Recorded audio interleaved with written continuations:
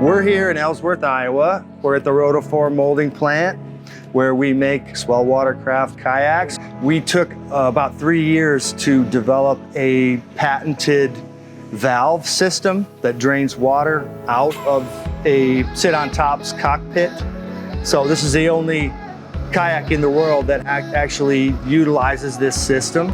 It allows us to make the boat less wide, and so you can turn it athletically, but you have a low center of gravity, so you're stable at the same time. So these are faster and more stable.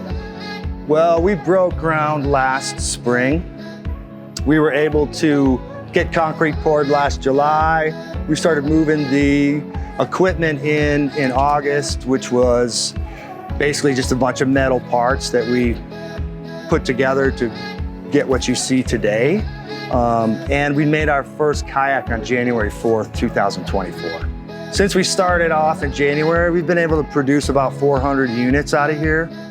I've had people say to me, why would you move your kayak business to Iowa? And Iowa's just as good a place to sell kayaks as anywhere else. There's people out on the rivers and the lakes, kayak fishing, touring, there's races here, and it happens in all 50 states and basically all over the world. We were a cash-strapped business. We moved that business to South Africa in 2020. There was a lot of economic downturn during that time. We suffered considerably as a result. Our cash flows suffered.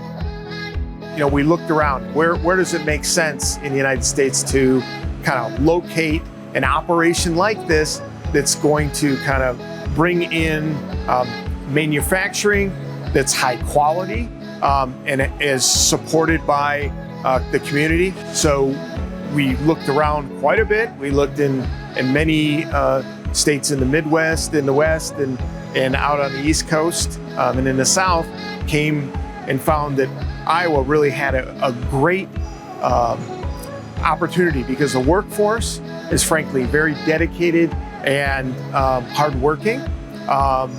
The location is relatively central.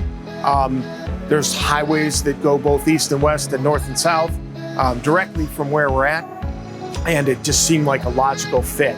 We started looking for partners out in how are we going to pull this off, right? Because we're a relatively small operation, and we found Corn Belt Power and Midland Power as potential partners for us to help get the capital, get started in building the operation, putting it together so that we could bring it back to the United States and have a manufacturing organization that was going to drive this quality product that we're trying to put out. There's not a cookie cutter approach to the revolving loan fund.